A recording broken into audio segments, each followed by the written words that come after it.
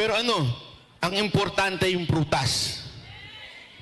So tiningnan ko ang prutas, gayon pa man ang buong grupong Banateros, ang prutas ng KOJC. Na walang korupsyon, maayos, maganda, malinis, at higit sa lahat, may pag-ibig. Tama, mali. At nasubok kayo nung siege. Di ba ho? Yung mga kasama ko gusto na makipagpatayan eh. Lalo na si Boss Dada. Talagang gigil na gigil. At saka yung isa, yung isang mataba doon. Si Jay, mura ng mura, di ba?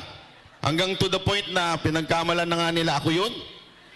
Nakakapagtakang kasi alam niyo hindi ko anong sinasadya yun ha. Na nagkasakit po ako nung araw na yun. Kasi marupok po ako eh. Ay, bigyan doon. Totoo po, maasakitin po ako. Sila lang inaandun. Pero ang tatapang ho nila. Panay ang bulong ni Ma'am Hana sa kanila. Wag ha, relax lang kayo ha. Relax lang kayo. Kasi nga, gigil na ho sila eh. May dala ng ice pick yung isa doon, no?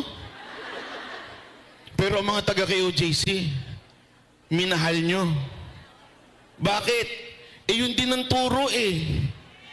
Isinabuhay nyo.